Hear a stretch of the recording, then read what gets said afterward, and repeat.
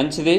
ఈరోజు దేవుడు మన కొరకు సిద్ధపరచబడిన వాక్య భాగము యెహోషువ గ్రంథము 1వ అధ్యాయము 9వ వచనం. మీ అందరి కొరకు నేను ఆ భాగాన్ని చదువుతాను. యెహోషువ 1వ అధ్యాయము 9వ వచనం.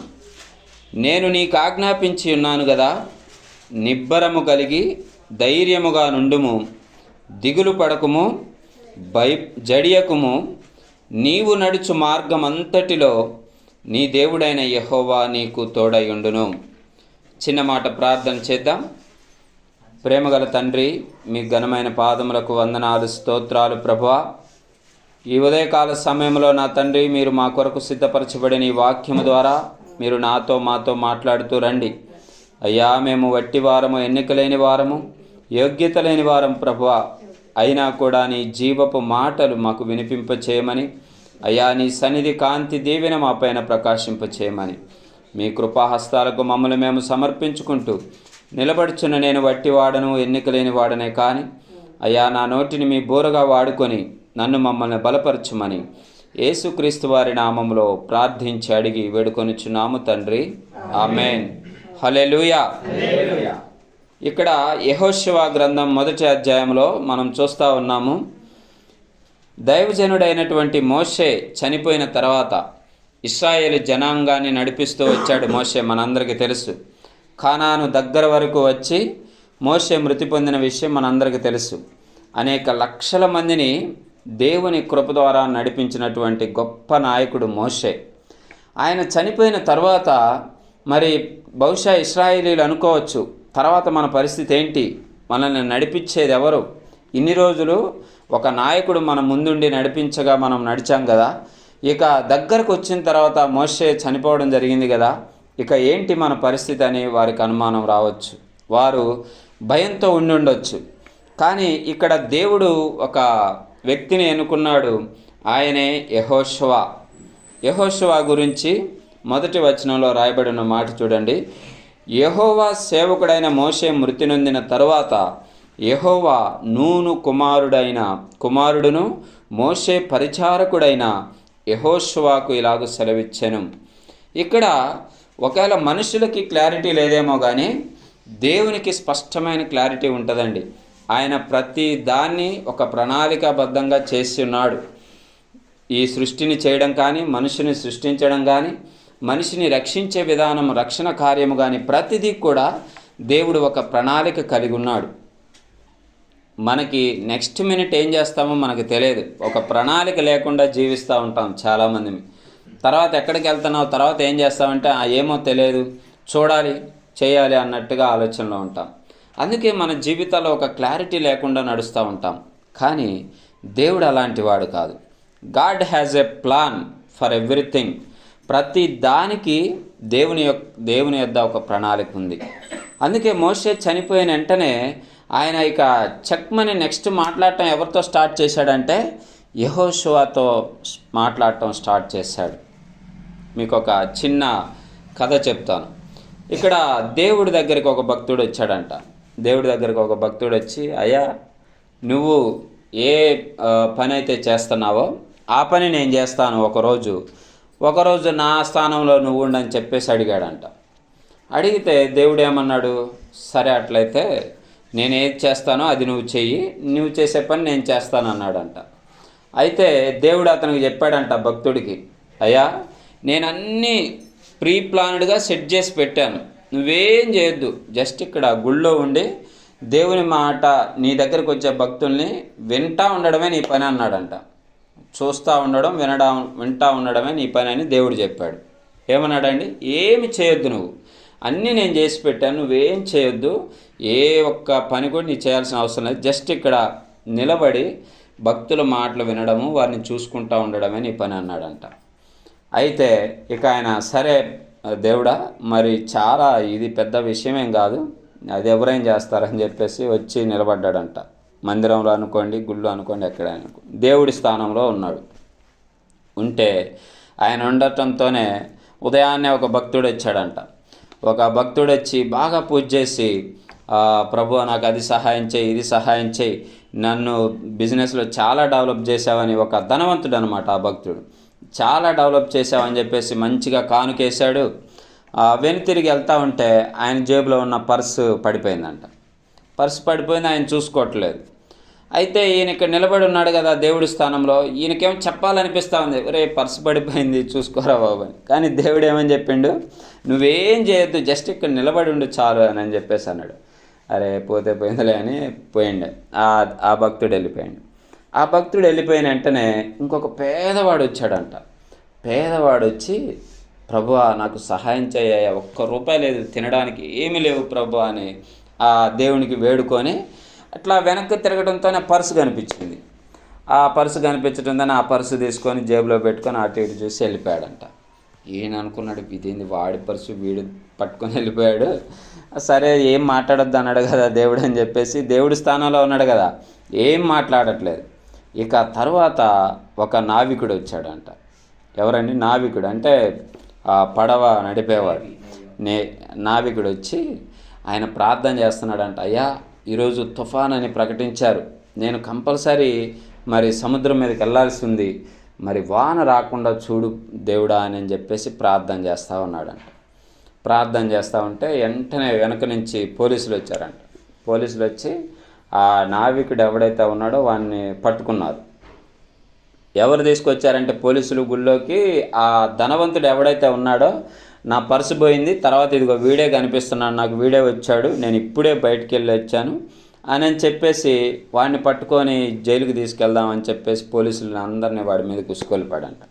ఇక పోలీసులు ఏం చేశారు, పారా నువ్వే పర్సు తీసావని చెప్పేసి పట్టుకొని చెప్తున్నా కానీ వినకుండా లాక్కొని వెళ్తూ ఉన్నాడంట. ఇక ఇక్కడ నిలబడ్డాడు దేవుడి స్థానంలో ఉన్నాడు కానీ ఇవన్నీ చూస్తూ ఉండలేకపోయాడు. దేవుడి పోస్ట్ డీల్ చేయడం అంటే చాలా కష్టమైన పని. ఇక ఏమనుకున్నాడు, ఆడదాకా తీసుకెళ్ళిన దాకా ఆపు పట్టుకున్నాడు కానీ ఇక ఆపుకోలేకపోయాడు. పోయి ఇక వెంటనే ఇక ఇవన్నీ మర్చిపోయి, అరే కాదు వీడికన్నా ముందు ఒక పేదవాడు వచ్చాడు, ఆడ పర్సు తీసుకొని వెళ్ళిపోయాడు అని చెప్పేసి చెప్తే పోలీసులు ఇంకేం చేశారు, ఆ పేదవాడి అడ్రస్ తెలుసుకొని వెళ్ళి వాడిని అరెస్ట్ చేసి తీసుకొని పోయినారు. ఇక దేవుడు సాయంత్రం పూట వచ్చాడు. ఏరా బాబు మరి ఎట్లా ఉంది, నా పోస్ట్లో ఉన్నావు కదంటే, నీ పోస్ట్లో ఉంటే మెరకుండా ఉంటే ఎక్కడైతుంది, నువ్వేమో ఏం చేయొద్దు అన్నావు కానీ అన్యాయంగా ఒకరిని పట్టుకొని పోతుంటే నేను అస్సలు దొంగను పట్టించాను అని చెప్పాడంట. అయితే దేవుడు ఏమన్నాడంటే, అరే నువ్వు చాలా తప్పు చేసినావు, ఎందుకు తప్పు చేశావంటే అదంతా నా ప్రణాళిక. ఏం ప్రణాళిక? ఆ ధనవంతుడు వచ్చి ఇక్కడ పర్సు పోగొట్టుకున్నది ఎందుకంటే ఆ పేదవాడి దగ్గర తినటానికే తిండి లేదని ఆ పర్సు వాడికి దొరికిచ్చాను. ఆ పర్సు వాడికి దొరికిస్తే వాడి ఇంటికి వెళ్ళి ఆ పర్సులో డబ్బులు తీసుకొని ఆ రోజుకు భోజనం తెచ్చుకొని తిన్నాడురా, అందుకని కావాలని నేను ఆ పర్సు పోనిచ్చి దానికి వాడికి దొరికిచ్చాను. మరి నువ్వు ఆ నావికుని పట్టించావు చూసావా, అది చాలా తప్పైన పని. వాస్తవానికి ఈరోజు పట్టియకుండా పేదవాడిని పట్టించాడు కదా, వాస్తవానికి నావికుని పట్టియాలని నేను ప్రణాళిక చేశాను. ఎందుకంటే ఈరోజు భయంకరమైన తుఫాను ఉంది, వాడు సముద్రం మీదకి వెళ్తే చచ్చిపోతే వాళ్ళ ఆవిడ విధవరాలు అవుతుంది, ఆ కుటుంబం రోడ్డున పడుద్ది. కావాలనే నేను పోలీసులకు వాడిని పట్టియాలని ప్లాన్ చేశాను. పట్టించిన తర్వాత ఎలాగో ఆ పర్సులో ₹50 ఉన్నాయి, వాడు అయిపోయిన తర్వాత అసలు విషయం తెలుసుకొని వాడిని 2 రోజులు జైల్లో ఉంచి విడుదల చేస్తారు. తర్వాత పేదవాడు కూడా ఆ పర్సు తీసుకొచ్చి ఇచ్చేయాలని ప్లాన్ చేశాను. ఒక కుటుంబాన్ని కాపాడాలనే ఉద్దేశంతో నేను ఈ ప్లాన్ చేశాను. నువ్వు అనవసరంగా వాడిని వదిలిపెట్టి వీడిని పట్టించా, వాడు ఇప్పుడు సముద్రం మీదకి వెళ్తాడు, చనిపోతాడు, వాడి కుటుంబం రోడ్డున పడుద్ది అని చెప్పేసి అన్నాడంట. అంటే అర్థం ఏంటంటే దేవుడు ఈ కథలో నేర్చుకోవాల్సిన పాఠం, దేవునికి ప్రతిదీ ఒక ప్లాన్ ఉంది. మనం అనుకుంటాం, అరే ఇది తప్పు జరిగిపోతుందే ఇక్కడ, లేకపోతే ఇదేదో నష్టం జరిగిపోతుందే అనుకుంటాం, కానీ దాని వెనక దేవుని యొక్క ప్రణాళిక ఉంది. చూడండి, నిజంగా ఆ నావికుని కానీ పట్టుకొని వెళ్తే పోలీసులు తీసుకెళ్ళి వాడిని జైల్లో పెట్టేవాళ్ళు, ఆ రోజుకు తుఫాను గండం తప్పిపోయేది, వాడు చక్కగా బయటకు వచ్చేవాడు. కాబట్టి దేవుడు ఒక ప్రణాళిక కలిగి ఉంటాడనే విషయాన్ని మనం ఎప్పుడు నేర్చుకోవాలి. ఇక్కడ చూస్తే ఆయన ఎలాగా దేవుని ప్రణాళికను కలిగి ఉంటాడంటే ఇక్కడ మనము ఈ అంశాన్ని ధ్యానం చేద్దాం. యెహోషువ 1వ అధ్యాయం 9వ వచనంలో, ఏమని రాసి ఉన్నదంటే అక్కడ, నీవు నడుచు మార్గం అంతటిలో నీ దేవుడైన యెహోవా నీకు తోడయుండును. ఇక్కడ దేవుడు ఏమని చెప్తా ఉన్నాడంటే, నీవు నడిచే మార్గం అంతట్లో నీకు తోడుగా ఉంటాడు అని యెహోషువతో చెప్తా ఉన్నాడు. ఎందుకు తోడుగా ఉంటాడు, ఎందుకు యెహోషువానే దేవుడు ఎంచుకున్నాడు అనేది కొన్ని మాటలు మనం ధ్యానం చేద్దాం. ఫస్ట్ యెహోషువ జీవితాన్ని ఓవరాల్గా చూద్దాం, ఎలాగా ఆయన జీవించాడు. జీవితం అంతా ధ్యానం చేయాలంటే మనకు సమయం సరిపోదు, కానీ కొన్ని విషయాలు నేను మీకు జ్ఞాపకం చేస్తాను. యెహోషువ ఎలాగ జీవించాడంటే, మొదట ఆయన ఒక స్లేవ్గా జీవించాడు. స్లేవ్ అంటే బానిస. ఎక్కడి నుంచి వచ్చాడండి యెహోషువ కానీ వీరందరూ కానీ ఐగుప్తు నుంచి మోషే తీసుకొని వచ్చాడు వీరందరినీ కదా. ఐగుప్తులో ఉన్నాడు. ఐగుప్తులో వాళ్ళు ఎలాగున్నారు, బానిసలుగా ఉన్నారు. బానిసలుగా ఉన్నప్పుడు యెహోషువ ఎలా జీవించాడంటే విశ్వాసముతో జీవించాడు. అది ఎక్కడ రాసి లేదు, కానీ దాని అర్థం నేను మీకు తెలియచేస్తాను. ఒకసారి మనం నిర్గమాకాండంలోకి వెళ్తే అక్కడ రాయబడి ఉన్న మాట ఏంటంటే, నిర్గమాకాండంలో నిర్గమాకాండంలో వారందరూ అక్కడి నుంచి బయటకు వచ్చేటప్పుడు పస్కా విందు చేస్తారు కదా. పస్కా చేసినప్పుడు ఎవరైతే ఆ పస్కాలో పాల్గొనకుండా ఇంటికి ఆ గుమ్మాలకు, ఆ వచనం అవసరం లేదు కానీ, ఆ గుమ్మాలకి ఎవరైతే ఆ రక్తాన్ని, ఆ పస్కా పశువు యొక్క రక్తాన్ని పూసుకుంటారో వారు రక్షించబడతారు. ఇప్పుడు యెహోషువ రక్షించబడి ఆ దేవునితో నడవడానికి, దేవుడు తనతో మాట్లాడడానికి ఈ సమయం వరకు ఉన్నాడంటే, వారు దేవుని మాట యందు విశ్వాసం ఉంచి వారి గుమ్మాలకి ఆ యొక్క దేవుడు చెప్పినటువంటి ఆ పస్కా పశువు యొక్క రక్తాన్ని రాసుకున్నారు. ఎందుకని అంటే, ఆ రోజుల్లో ఆ దేవుడిచ్చిన ఆజ్ఞ ఏంటంటే, మొదటి ప్రథమ శిశువు ఎవడైతే ఉన్నాడో, ఆ ఇంటికి ఉన్న ప్రథమ శిశువు ఎవడైతే ఉన్నాడో వాడిని నేను హరించి వేస్తాను, మరణం తనని మృంగివేస్తుంది అని తెలియచేస్తూ ఉంది. ఇప్పుడు యెహోషువ ఆ ఇంట్లో ఎలాంటి వాడు అనేది మనం చూద్దాం. సంఖ్యాకాండంలో ఒక మాట రాయబడి ఉంది. ఆ సంఖ్యాకాండము ఒకసారి అది చూద్దాం. యెహోషువ మరి ఆ ఇంటికి మొదటివాడా చివరివాడా ఎలాంటి వాడు అనేది మనకు తెలియాలి కదా. అక్కడి నుంచి రక్షించబడ్డాడు అంటే సంఖ్యాకాండంలో మీకు ఆ వచనాన్ని నేను చూపిస్తాను. సంఖ్యాకాండం కాదు, మొదటి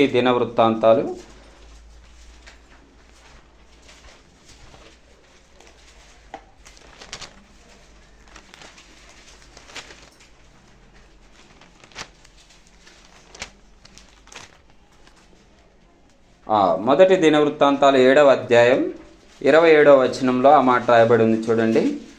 ఎలీషామా కుమారుడును నూను కుమారుడు యెహోషువ. అంటే ఇక్కడ ఒక్కొక్క తరాన్ని తీసుకుంటా వస్తే ఎవరు ఆ తరాన్ని నడిపించే పెద్ద కుమారుడు, ప్రథమ సంతానం అని రాయబడతా ఉంది. ఇక్కడ ఏమని రాసుకొచ్చారంటే, ఎలీషామా కుమారుడు నూను అంట, నూను కుమారుడు యెహోషువ. అంటే నూనుకు పుట్టిన ప్రథమ పుత్రుడు యెహోషువ. వాస్తవానికి యెహోషువకి లేకపోతే తన తండ్రి అయిన నూనుకి విశ్వాసము కానీ లేకపోతే, దేవుని యందు విశ్వాసం ఉంచకపోతే వాళ్ళు ఆ దినాన గడప కమ్మీలకి ఆ యొక్క పస్కా బలిపశువు యొక్క రక్తాన్ని రాసి ఉండేవారు కాదు. వాళ్ళు రాసి ఉన్నారు అంటే అర్థం ఏంటంటే దేవుని యందు విధేయత కలిగిన వారని అర్థం. సో మనము సేవకులుగా మన బానిసలుగా ఉన్నప్పుడు మనం ఎలాగ జీవించాలనేది ఇక్కడ వాక్యం నేర్పిస్తూ ఉంది. యెహోషువ ఇక్కడ బానిసగా ఉన్నాడు, కానీ ఎలాగ జీవించాడు? దేవుని యందు విశ్వాసం ఉంచి జీవించారు. ఆ కుటుంబం అంతా దేవుని యొక్క మాటకు లోబడి జీవించారు. మనకి బానిసలుగా ఉంటే మనకేమనిపిస్తుంది అంటే అండి, లోబడాలనే ఆలోచన రాదు.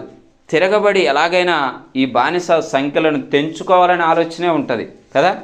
ఎవరైనా మనల్ని హింసిస్తూ ఉన్నారంటే, లోకంలో ఒక నానుడు ఉంది కదా, పిల్లిని కూడా ఒక రూమ్లో పెట్టి కొడితే అది పులైపోద్దంట. కానీ ఇక్కడ నూను ఎవరైతే యెహోషువ తండ్రి ఉన్నాడో ఆయన, ఆ యెహోషువ వీరంతా కూడా దేవునికి విధేయత చూపించినట్లు, ఆయన చెప్పినట్లు చేసినట్లు మనకు అక్కడ కనిపిస్తూ ఉంది. అందుచేతే బానిసలుగా ఉన్న అటువంటి వారు దేవుడు వారిని విడిపించి ఐగుప్తు నుంచి బయటికి తీసుకుని వచ్చాడు. యెహోషువని దేవుడు ఎన్నుకోవడానికి చాలా కారణాలు ఉన్నాయి.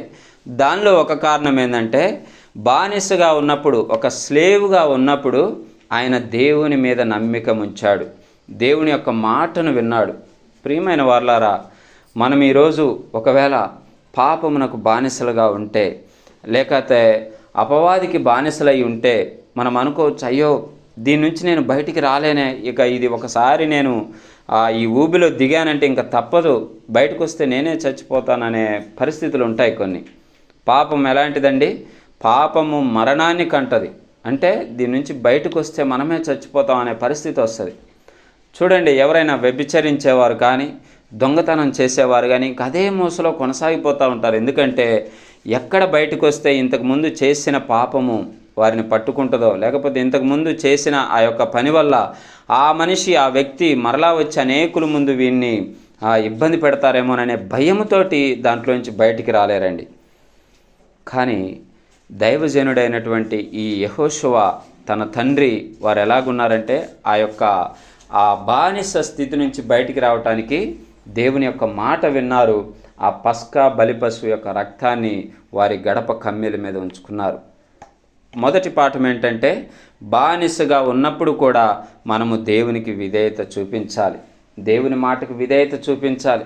నాకేం చేశాడని నేను దేవుడి మాట వినాలి అని నేను అనుకోవచ్చు. నాకేం చేశాడని నేను ఆయన చెప్పినట్టు చేయాలి, ఇక్కడే ఉంటే ఏదో తిని బ్రతుకుదాంలే, అసలు బయటికి వెళ్తే, ఈ ఐగుప్తు నుంచి బయటికి వెళ్తే ఎక్కడికి వెళ్ళాలో మనకు తెలియదు, ఆయన వాగ్దానం చేసిన దేశం ఉన్నదో లేదో తెలియదు, ఎందుకు అనే ఆలోచన వాళ్ళకి రాలేదు. ఎందుకంటే దేవుని యందు విశ్వాసం ఉంది కాబట్టి ఆ బానిస నుంచి బయటికి రావడానికి దేవునికి విధేయులయ్యారు. రెండవది ఏంటంటే, ఆయన దగ్గర ఉన్న మరో క్వాలిటీ, ఆయన సర్వెంట్గా ఉన్నాడు, బెస్ట్ సర్వెంట్. మొదటిది ఏంటంటే ఆయన ఒక స్లేవ్ అంటే బానిస. రెండవది ఏంటి? సర్వెంట్, సేవకుడు. ఆయన సేవకుడుగా ఉన్నాడు. బానిస బ్రతుకు మంచిదంటారా, సేవకుడు బ్రతుకు మంచిదంటారా? చెప్పండి. సేవకుని బ్రతుకు మంచిది. ఎందుకంటే సేవకునికి ఒక స్వతంత్రం ఉంటుంది. యజమానికి లోబడినప్పుడు ఆశీర్వాదాలు ఉంటాయి, యజమాని చెప్పిన పని చేసినప్పుడు దీవెనలు ఉంటాయి, లేకపోతే సమృద్ధి ఉంటుంది, అన్నీ ఉంటాయి. బానిస అంటే నువ్వు ఏమైనా చేయి, కానీ అంతా నీ పైన ఎవడైతే ఉన్నాడో వాడు చెప్పినట్టే చేయాలి. నీకంటూ ఒక అధికారం లేదు, నీకంటూ ఒక ఆశ్రయం ఉండదు, నీకంటూ తినడానికి కూడా తిండి లేని పరిస్థితులు కూడా ఉంటాయి. కానీ ఆ బానిస స్థితిలో ఉన్నప్పుడు యెహోషువ దేవునికి లోబడ్డాడు. తన తండ్రి, తన కుటుంబం దేవునికి లోబడింది కాబట్టి ఆయన ఒక మెట్టెక్కాడు. ఏంటంటే ఆయన సేవకుడిగా మార్చబడ్డాడు. హల్లెలూయా. సేవకుడిగా మార్చబడ్డ ఎలాగంటే, నిర్గమాకాండము 24వ అధ్యాయం 13వ వచనంలో ఆ మాట రూఢీపరచబడి ఉంది. ఒకసారి మనం చూద్దాం. నిర్గమాకాండము 24వ అధ్యాయం 13వ వచనం.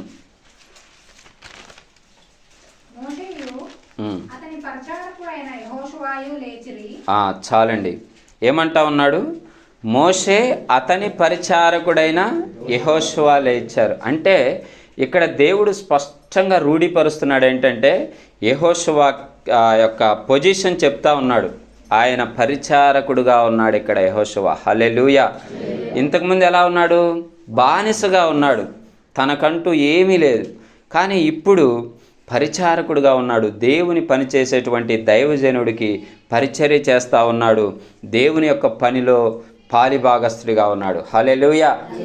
ఎప్పుడైతే బానిస సంఖ్యలు మనం విడిపించుకుంటామో, బానిస సంఖ్యల నుంచి బయటకు వస్తామో, దేవుడు మనల్ని ఒక మెట్టు ముందుకు తీసుకెళ్తాడు.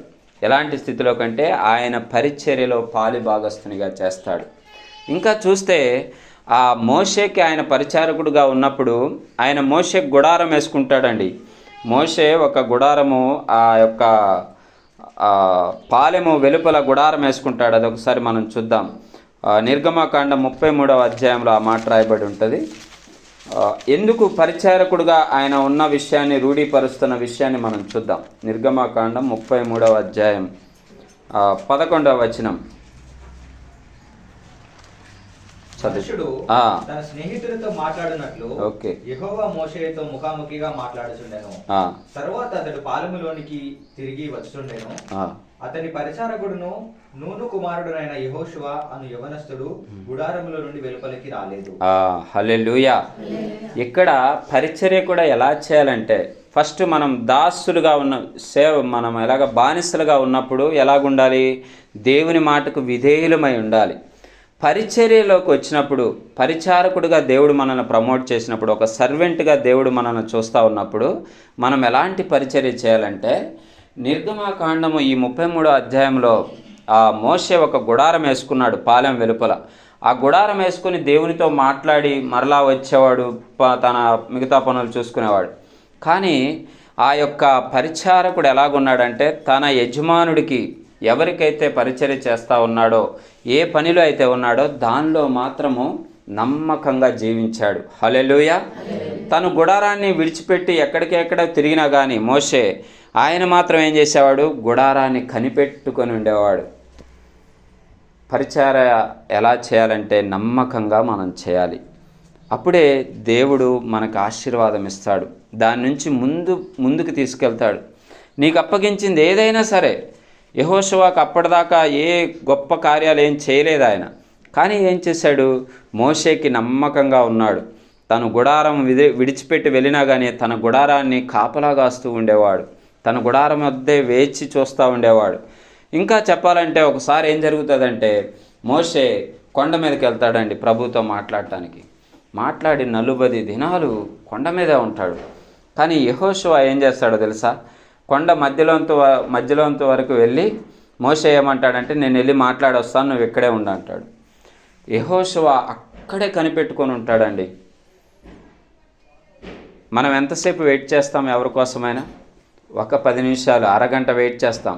ఇక అరగంట తర్వాత ఫోన్ చేసి రేపు కలుస్తాం వెళ్ళు అని చెప్పేసి మాట తీరే మారిపోద్ది మనం కదా. ఎవరైనా ఒక 5 నిమిషాల్లో కలుస్తాను పలానా చోట ఆగండి అన్నారనుకోండి, 20 నిమిషాలు చూస్తాం.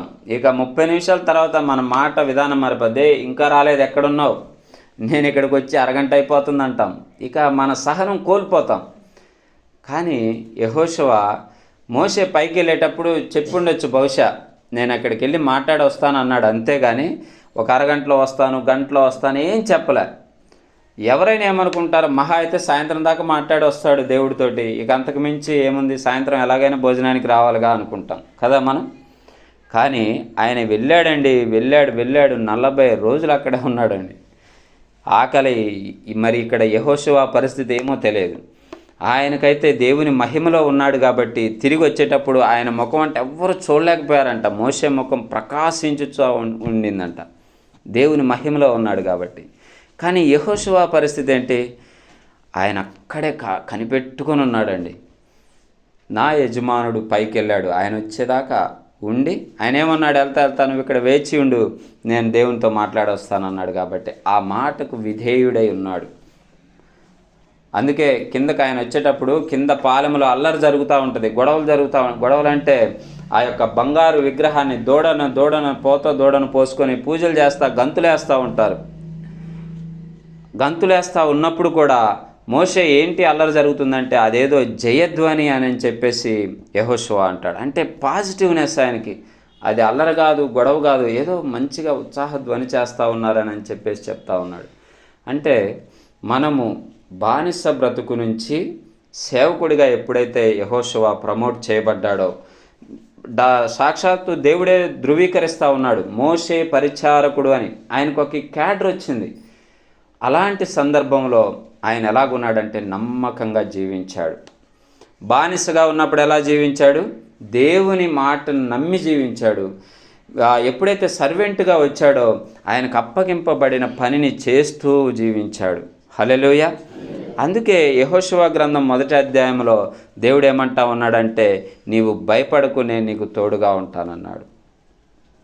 6 లక్షల మంది కాల్బలము అంటే ఆడవాళ్ళు పిల్లలతో కలిపంట 20 లక్షల దాకా ఉండొచ్చంట. 20 లక్షల మందిని మోషే నడిపించేటప్పుడు పక్కనే ఉండి చూశాడు ఆయన. ఎలా చూశాడంటే వాళ్ళు సనగటము గొనగటము ఇవన్నీ చూశాడు. ఒకవేళ మోషే చనిపోయినప్పుడు ఎవరు కూడా ఆ పోస్ట్ తీసుకోవడానికి ధైర్యం చేసి ఉండరు కదండి. ఎవరినైనా ఒక 10 మందిని మనం ఎక్కడన్నా పిక్నిక్కో ఎక్కడికో తీసుకెళ్ళాలంటే అబ్బా వీళ్ళతోటి పడలేకపోతున్నాము, అసలు వీళ్ళందరినీ ఎట్ట డీల్ చేయాలి, ఆహారం కానీ టిక్కెట్లు కానీ, ఒకడు అటు నడుస్తాడు ఒకడు ఇటు నడుస్తాడు, ఎట్లా డీల్ చేయాలనుకుంటాం. ఇన్ని లక్షల మందిని మోషే నడిపిస్తూ ఉంటే యెహోషువ పక్క నుండి చూసుంటాడు కదా, ఆయనకి తెలుసు వీళ్ళు ఎలాంటి జనమో, చెప్పిన మాట వినరని, సనిగే వాళ్ళని గొనిగే వాళ్ళని తెలుసు ఆయనకి. ఆయన తీసుకోవడానికి భయపడి ఉంటాడు. అందుకే దేవుడు అంతరంగం ఎరిగిన దేవుడు కదా మన దేవుడు. నువ్వు భయపడొద్దు అని చెప్తా ఉన్నాడు. కాబట్టి ప్రియమైన వారలారా, మనము దేవునికి ఎప్పుడైతే ఆయన మనకు అప్పగింపబడిన పనిలో నమ్మకం ఉంటామో నెక్స్ట్ లెవెల్కి దేవుడు ప్రమోట్ చేస్తూ ఉంటాడు. ఇప్పుడు సర్వెంట్ని చూసాం, తర్వాత ఆయనలో ఉన్న సోల్జర్ని చూద్దాం. మొదటిది ఏంటంటే స్లేవ్ అంటే బానిసను చూసాం. రెండవది సర్వెంట్, ఆయన ఒక సేవకుడుగా కనిపించాడు, పరిచారకుడుగా. మూడవది సోల్జర్, ఒక సైనికుడిగా ఆయన యెహోషువ ఎలాగ తన పని చేశాడో మనం చూద్దాం. నిర్గమాకాండంలో మరి ఆ మాటలు రాయబడి ఉన్నాయి. 9వ అధ్యాయం 10వ వచనం. నిర్గమాకాండం 9వ అధ్యాయం ఆవొప్పు బుగ్గ తీసుకొని వచ్చి ఫరో ఎదుట నిలిచింది. మోషే ఆకాశంకు దాన్ని చల్లగానే అది మనుషులకును జంతువులకును పొక్కులు దుద్దులాయను. నిర్గమాకాండం 9:10. ఓకే, అయితే అది కాదు. అయితే ఇక్కడ నిర్గమాకాండంలో వారు ఇక్కడికి వెళ్తారు, అమాలేకీయులపైకి యుద్ధానికి వెళ్తారు. క్షమించండి, 17వ అధ్యాయం 9వ వచనం. 17వ అధ్యాయం 9వ వచనంలో మోషే యెహోషువతో మన కొరకు మనుషులను ఏర్పరిచి వారిని తీసుకొని బయలువెళ్ళి అమాలేకీయులతో యుద్ధము చేయము. హల్లెలూయా. మోషే యెహోషువ పోస్ట్ ఎలా పెరుగుతుందండి? ఫస్ట్ బానిసగా ఉన్నాడు, తర్వాత సేవకుడుగా కనిపించాడు, ఇప్పుడు ఎలా కనిపిస్తున్నాడు? ఒక సోల్జర్గా కనిపిస్తూ ఉన్నాడు. మనం ఆత్మీయ జీవితంలో ఎదుగుతూ ఉండాలి, కానీ ఎన్ని సంవత్సరాలైనా ఎక్కడ వేసిన గొంగలు అక్కడ ఉన్నట్టు ఉండకూడదండి. యెహోషువ అనుకోవచ్చు, నాకు ఈ పరిస్థితి బాగానే ఉంది, ఈ పరిచర్య చేసే విషయంలో ఈ పట్లేయడము లేకపోతే ఈ ఓడవటం ఇదైతే నిమ్మలంగా ఉంది, ఎవ్వడేం అడగడు, నేను ఇక్కడే ఉంటాను అనుకోవచ్చు. ఎప్పుడైతే ఆ కంఫర్ట్ జోన్ విడిచిపెట్టాలి మనం, ఇక్కడైతే బాగుంది, ఇక్కడైతే నిమ్మలంగా ఉందని. ఏలియా అనుకొని ఉండొచ్చు, సారెపతు విధవరాల దగ్గర చక్కగా ఉంది పరిస్థితి, ఆమె ఏదో వండి పెడుతుంది తింటా ఉండొచ్చు. ముందే ఆయన ఆ కాకుల్ని చేత ఆహారం పంపిస్తూ ఉంటాడు దేవుడు. అనుకొని ఉండొచ్చు, మంచిగా కాకులు ఉదయం సాయంత్రం చికెన్ తెస్తాను, ఎక్కడి నుంచి తెస్తాను, అయితే ఆ మాంసాహారం చికెన్ తెస్తా ఉన్నాయి, ఇక్కడే ఉంటే నిమ్మలంగా ఉంటుందని ఆయన ప్రశాంతంగా తింటున్నాడు, పడుకుంటున్నాడు, అంతే. కానీ దేవుడు వచ్చి ఒకరోజు ఏమన్నాడంటే, నువ్వు లే, ఇక్కడి నుంచి వేరే దగ్గరికి వెళ్ళాలి, నడవాలని చెప్పేసి అంటాడు. మనము ఎప్పుడు కూడా ఆ కంఫర్ట్ జోన్ చూసుకుంటామండి, నెమ్మదిగా ఉంది చాలు ఇంకంతే అనుకుంటాం. కానీ ఆత్మీయ జీవితంలో మనం పోరాడటానికి ఇష్టపడాలి. హల్లెలూయా. అది అపవాదితో పోరాటం కావచ్చు, అనారోగ్యంతో పోరాటం కావచ్చు, ఆత్మీయులతో పోరాటం కావచ్చు, లేకపోతే మరి నువ్వు ఎరుగని విషయాలలో పోరాటాలు కావచ్చు. కానీ వాటిని ఎదుర్కోవడానికి సిద్ధంగా ఉండాలి. యెహోషువని ఇక్కడ ఒక కొత్త రీతిగా ప్రజెంట్ చేయబడటం మనం చూస్తూ ఉన్నాం. అప్పటిదాకా పరిచారకుడుగా ఉన్నటువంటి యెహోషువ, ఆ ముందు ఎక్కడ ఏ అధ్యాయాల్లో కూడా యెహోషువ యుద్ధం నేర్చుకున్నట్టు కానీ, యెహోషువ ఆ కండలు పెంచినట్టు కానీ, కసరత్తులు చేసినట్టు కానీ ఎక్కడా ఉండదు. కానీ ఇక్కడ మోషే ఏమంటా ఉన్నాడంటే 9వ వచనం, మోషే యెహోషువతో మన కొరకు మనుషులను ఏర్పరిచి వారిని తీసుకొని బయలువెళ్ళి అమాలేకీయులతో యుద్ధము చేయము, రేపు నేను దేవుని కర్రను చేత పట్టుకొని ఆ కొండ శిఖరమున మీద నిలిచేదను అని యెహోషువతో మోషే చెప్తా ఉన్నాడు. అంటే ఆయన పరిచర్య చేస్తూ కూడా ఆయన మెలకువలు నేర్చుకున్నట్లు మనం గమనించవచ్చు. అక్కడ రాయబడి ఉండలేదు, కానీ మోషే ఎలాంటి వాడండి? మోషేకి ఏం తెలుసా? ఐగుప్తు సకల విద్యలు తెలుసు మోషేకి కదా. బహుశా యెహోషువ తన పక్కనే ఉండి అవన్నీ తెలుసుకొని ఉండొచ్చు. హల్లెలూయా. అన్నీ రాయబడటానికి పరిశుద్ధాత్ముడు అనుమతించకపోవచ్చు, కానీ మోషే మనకి ఏం నేర్పిస్తూ ఉన్నాడంటే, మనము ఒకరి దగ్గర సేవకులుగా పరిచారకులుగా ఉన్నప్పుడు మెలకువలు నేర్చుకోవాలి ప్రియులారా.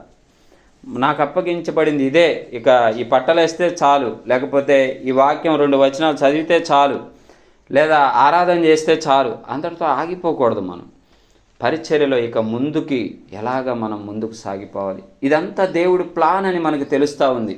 ముందు మనం చెప్పుకున్నట్టు God has a plan for everything. దేవుడు యుద్ధం నేర్పిస్తున్నాడు యెహోషువాకి.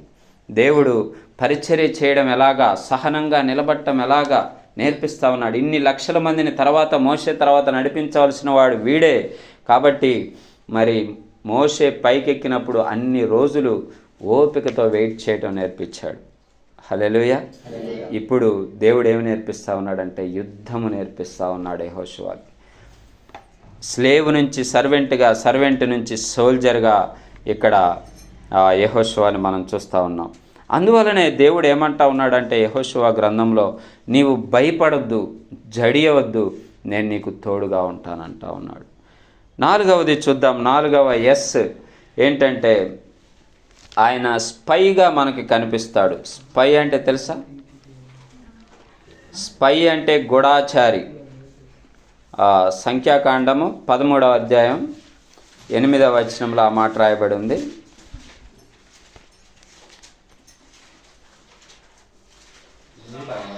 సంఖ్యాకాండము 13వ అధ్యాయం 8వ వచనం. అయితే మనము ఎక్కడి నుంచి చదువుదాం అంటే 3వ వచనం నుంచి మొదటి నుంచి చదువుదాం, క్లియర్గా అర్థమవుతుంది. యెహోవా మోషేకు ఇలాగా సెలవిచ్చెను, నేను ఇశ్రాయేలీయులకు ఇచ్చుచున్న కానాను దేశమును సంచరించి చూచుటకు నీవు మనుషులను పంపుము. వారు పితరుల గోత్రములలో ఒక్కొక్క దాని నుండి ఒక్కొక్క మనుషుణ్ణి మీరు పంపవలెను. వారిలో ప్రతివాడును ప్రధానుడై ఉండవలను. మోషే యెహోవా మాట విని పారాను అరణ్యం నుండి వారిని పంపెను. వారందరూ ఇశ్రాయేలీయులలో ముఖ్యులు. వారు పేర్లు ఏమనగా, రూబేను గోత్రమునకు జక్కూరు కుమారుడైన షమ్మూయ, షిమ్యోను గోత్రమునకు హోరీ కుమారుడైన షాపాతు, యూదా గోత్రమునకు యొపున్నే కుమారుడైన కాలేబు, ఇశ్శాఖారు గోత్రమునకు యోసేపు కుమారుడైన ఈగాలు, ఎఫ్రాయిము గోత్రమునకు నూను కుమారుడైన హోషేయ. చాలండి. ఇక్కడ హోషేయ అంటే ఎవరంటే యెహోషువకున్న మరొక పేరే హోషేయ. ఆయన ఆ పేరుని మోషే యెహోషువగా మారుస్తాడు. హోషేయ అంటే వీళ్ళందరూ ఎక్కడికి వెళ్తా ఉన్నారండి? వేగు చూడడానికి మోషే పంపిస్తూ ఉన్నాడు. ఏ దేశానికి? కనాను దేశానికి. మీరు అక్కడికి వెళ్ళి చూసిరండి, అక్కడ పరిస్థితులు ఎలాగుంటాయని పంపిస్తూ ఉన్నాడు. అంటే యెహోషువ అప్పటిదాకా సేవకుడుగా, సోల్జర్గా ఉన్నాడు. ఇప్పుడు ఎలాగ మారాడంటే స్పైగా మారాడు, అంటే ఒక గూఢాచారిగా మారాడు. గూఢాచారి పని ఏంటో తెలుసా? ఎక్కడికైనా వెళ్ళి ఏ పనైనా అప్పగింపబడిన పనిని తెలియకుండా వారి మధ్యలో తిరగాలి. తెలియకుండా వారు ఏం చేస్తున్నారు, వారి యొక్క పరిస్థితులు ఎలాగున్నాయి, వారి యొక్క విధానం ఎలా ఉంది, వారి కల్చర్ ఎలా ఉంది అక్కడ అనేది అన్నీ తెలుసుకొని ఎవరికి తెలియకుండా మళ్ళీ వారి యథాస్థానానికి రావాలి. ఇక్కడ ఒక థ్రెడ్ ఉంది ఏంటంటే, అక్కడికి వెళ్ళిన తర్వాత ఎవరైనా వీడు మన దేశం వాడు కాదు అని తెలిస్తే ఏం చేస్తారు తెలుసా? చంపేస్తారు అంతే. వీళ్ళు అక్కడికి వెళ్ళారండి, కనాను దేశం వెళ్తే అక్కడ చూస్తే ఒక్కొక్కరు ఎలాగున్నారంట, ఉన్నత దేహులు అని రాయబడింది. ఉన్నత దేహులు అంటే మనం ఇటు నిలబడి చూస్తే అట్లా ఉంటారు, వాళ్ళు అంత హైట్ ఉంటారు అన్నమాట. ఫిలిస్తీయుడైన గొల్యాత్ ఎలా ఉన్నాడు? 6 మూరలు జానెడు ఉన్నాడంట. మనం ఇట్లా చూడాలన్నమాట. అంటే అటువంటి దేహం గల, అటువంటి శరీరాకృతులు బలాఢ్యుల మధ్యలోకి వీళ్ళు స్పైగా వెళ్తూ ఉన్నారు. అంటే గుడాచారులుగా వెళ్తూ ఉంటే యెహోషువ ముందుకొచ్చాడు, నేను వెళ్తానని చెప్పేసి. మిగతా వారి గోత్రాల్లో వేరు వేరు వాళ్ళు ముందుకొచ్చారు, వారితో పాటు యెహోషువ ముందుకొచ్చాడు. మోషే తనని ఎన్నుకొని వారిని పంపించడం మనం చూస్తూ ఉన్నాం. అంటే తర్వాత దేవుని పనిలో మనం ఎలాగా ఎంతవరకు వెళ్ళాలంటే మన ప్రాణాన్ని పణంగా పెట్టడానికి కూడా తెగించాలి. హల్లెలూయా. యెహోషువ జీవితాన్ని చూస్తూ ఉన్నాం కదా. ఒక బానిస బ్రతుకు నుంచి తను సేవకుడిగా మార్చబడ్డాడు. ఒక సేవకుడి నుంచి ఇంకా ఒక అడుగు ముందుకేసి ఒక సైనికుడిగా మార్చబడ్డాడు. ఇప్పుడు ఆ సైనికుడి స్థానం నుంచి ఇంకా ముందుకేసి ఒక స్పైగా, ఒక గూఢాచారిగా మారుతా ఉన్నాడు. దేనికోసం ఇదంతా? తన సొంత అవసరాల కోసమా, లేకపోతే తన స్వార్థ జీవితం కోసమా, తన కుటుంబం కోసమా?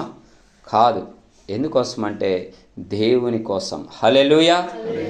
ఈరోజు దేవుడి కోసం మనం ఒక్క ధైర్యం చేసి ఒక స్టెప్ వేయలేం. ఏదన్నా థ్రెడ్ ఉందంటే ఆ ఛాయలకే వెళ్ళాం.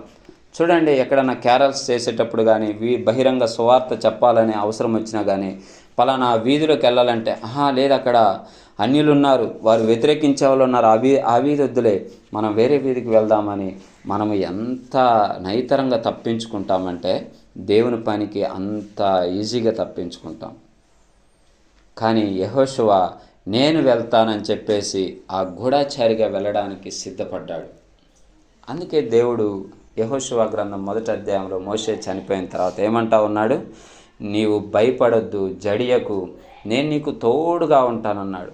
ఎందుకో తెలుసా? ఆయనకు తెలుసు యెహోషువ సిద్ధపడి దేవుని పని చేస్తాడని. ఆయనకు తెలుసు ఉన్న చోట్లోనే, కంఫర్ట్ జోన్లోనే ఉండేవాడు కాదు వీడు యెహోషువ. దేవుని పని అంటే ముందుకు అడుగు వేసేవాడని తెలుసు. ఎవరైనా చూడండి, మనకు ఒక పని ఎప్పుడు అప్పగిస్తారంటే నువ్వు చేయడానికి సిద్ధంగా ఉంటే అప్పగిస్తారు. అంతేకాని నువ్వెప్పుడు వెనక ఉన్నావు అనుకోండి, నువ్వెప్పుడు నీవు ఉన్న స్థితిలోనే ఉంటావు. ప్రియమైన వారలారా, ఆత్మీయ స్థితిలో మనం ఒక అడుగు ముందుకు వేయాలంటే మనము మొదట సమయాన్ని చేసే ఆ యొక్క స్థితిని మనం దేవునికి అప్పగించుకోవాలి. నేను సిద్ధంగా ఉన్నాను ప్రభువా. యెహోషువ యెషయా గ్రంథంలో ఆయన అంటాడు కదా, ఎవరిని పంపుదునా నేనంటే ఆయన అంటాడు, ఏమంటాడు? నేనున్నాను ప్రభువా అని 6వ అధ్యాయం, యెషయా గ్రంథం 6వ అధ్యాయంలో అంటాడు, నన్ను పంపుము అని చెప్పేసి ముందుకు వస్తాడు. మనం పేరు పెట్టి పిలిస్తేనే ప్రార్థన చేయమండి.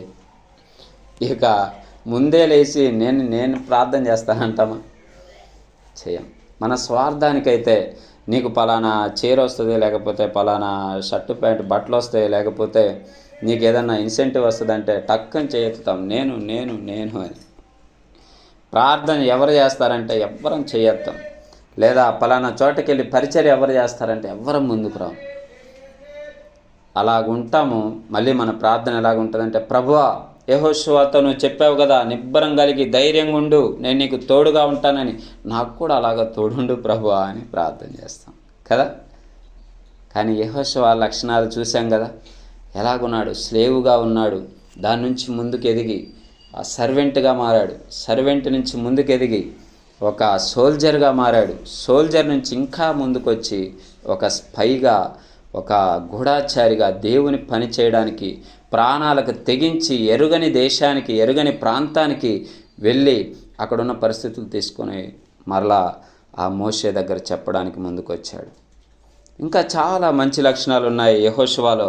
మనం సమయం ఉంటే నెక్స్ట్ టైం మళ్ళా మనం మాట్లాడుకునేటప్పుడు యెహోషువ గురించి ధ్యానం చేద్దాం. ఇంకా అక్కడికి వెళ్ళొచ్చి చెప్పిన తర్వాత ఎంతమంది అయితే వెళ్ళారో 12 మంది, వాళ్ళందరూ చెప్తారు అక్కడికి అసలు మన వల్ల కాదు ఆ దేశంలోకి వెళ్ళడం. అక్కడున్న వాళ్ళందరూ పెద్ద దేహం కలిగిన వారు, భారీ కాయలు ఉన్నారు అక్కడ, అసలు వారి మధ్యలోకి మనం వెళ్ళలేమంటే ఇద్దరు చెప్తారు మన దేవుడు మనకు సహాయం చేస్తాడని. కాలేబ్ ఒకడు, యెహోషువ ఒకడు. అంటే దేవుని మీద నమ్మిక ఎంత దృఢంగా ఉంచాడంటే యెహోషువ, ఆయనకున్న ప్రతి పరిస్థితిలో కూడా, ఆయన్ని దేవుడు నిలిపిన ప్రతి స్టేజ్లో కూడా దేవుని మహింపరుస్తూ ఆయన మీద ఆనుకొని జీవించాడు యెహోషువ.